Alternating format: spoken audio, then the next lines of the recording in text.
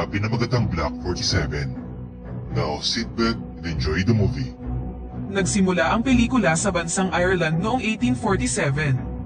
Sa panahong yun, ang Ireland ay dumaranas ng matinding tagutom at ang bansa ay nasa ilalim ng British government.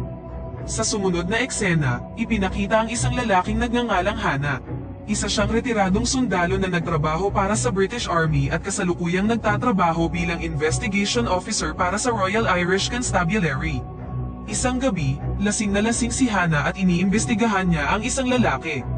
Nang tumangging magsalita ang lalaki tungkol sa kanyang pagkakakilanlan, hindi na nakontrol ni Hannah ang kanyang galit at sinakal ang lalaki hanggang sa siya'y mamatay.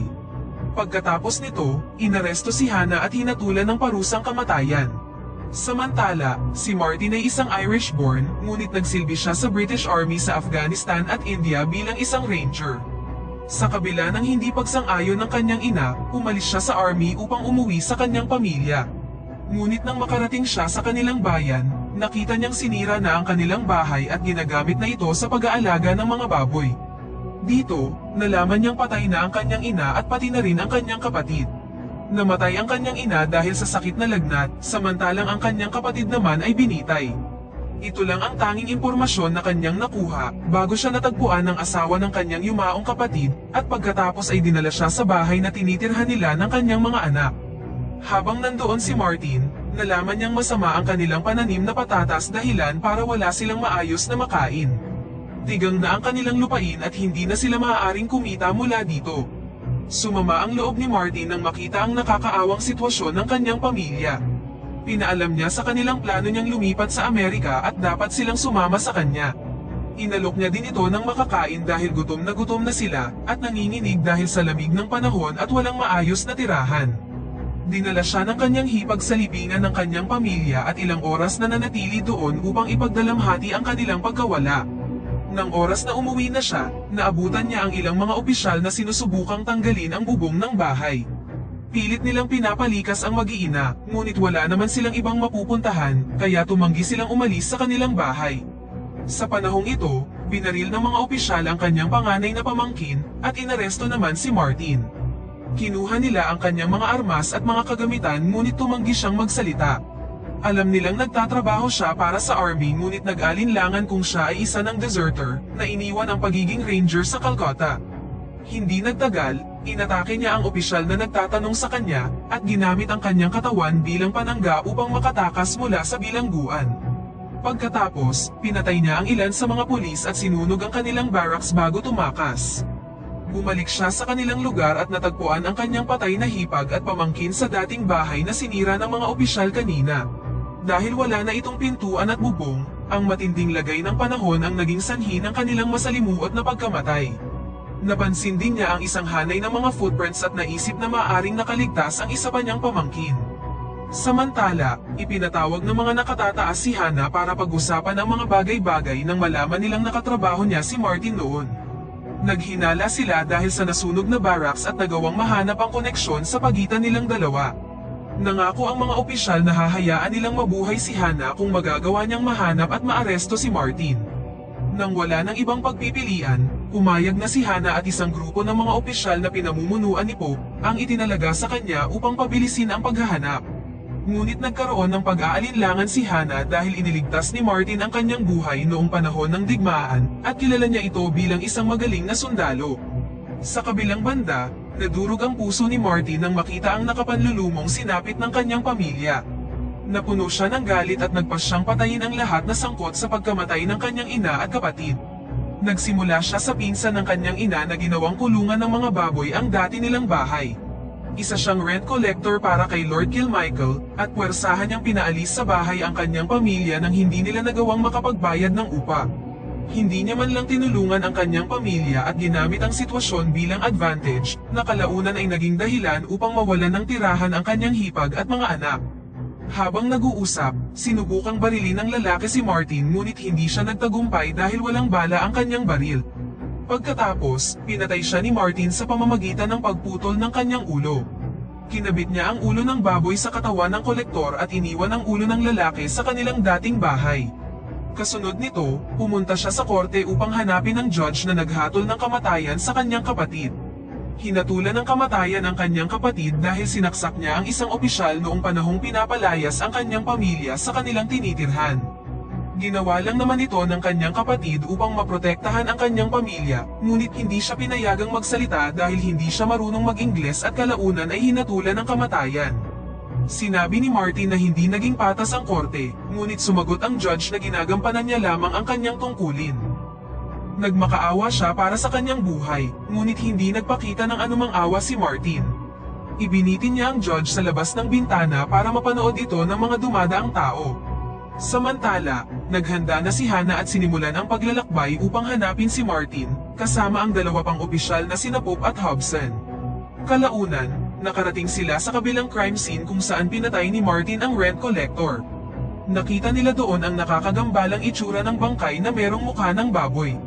Sinubukan nilang tanungin ang mga kapitbahay ngunit walang kahit isa sa kanila ang nagsasalita dahil hindi sila marunong mag-Ingles. Gayunpaman, pumayag magsalita ang isang lokal kung bibigyan siya ng maraming pera. Kalaunan, sumama na siya sa grupo ni Hannah dahil kailangan nila ng translator para makipag-usap sa mga lokal. Sa kabilang banda, pumunta si Martin sa lugar kung saan naghahain sila ng sopas sa mga tao kapalit ng paglipat nila ng relihiyon. Lumalabas na tumanggi silang maghain ng sopas sa ina ni Martin at hinayaan siyang mamatay dahil hindi siya sumapi sa kanilang relihiyon. Pagdating niya sa lugar, nakita niya ang kaparehong senaryo kung saan hinahayaan nilang magutom ang mga tao sa labas at pinagsisilbihan lamang ang mga taong sumasapi sa kanila.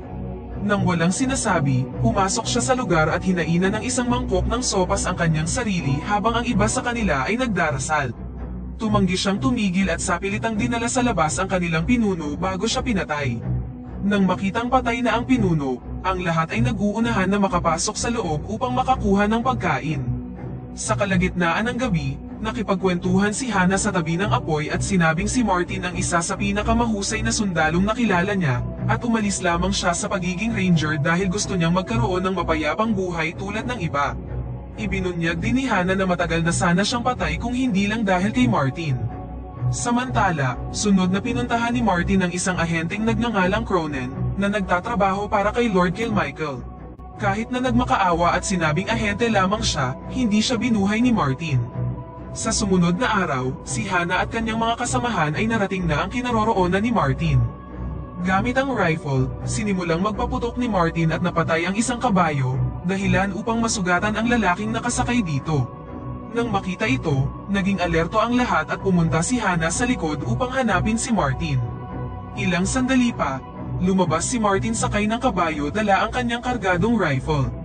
Bago kalabitin ang gatilyo, natigilan siya nang makita ang pamilyar na mukha ni Hannah.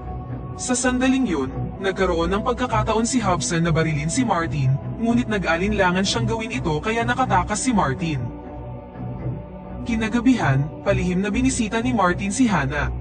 Nagkaroon sila ng seryosong pag-uusap kung saan tinanong ni Martin si Hannah kung ipinadala ba siya upang hanapin at arestuhin siya.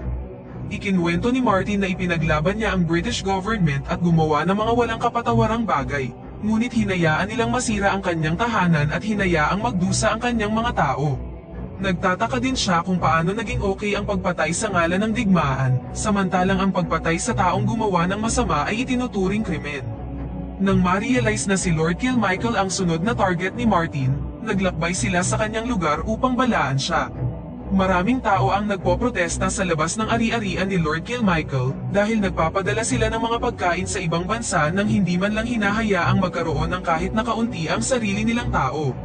Hindi sineryoso ni Lord Kilmichael ang death threat at nagpa siya pa ring pumunta sa istasyon ng tren upang maipadala ang mga naaning produkto.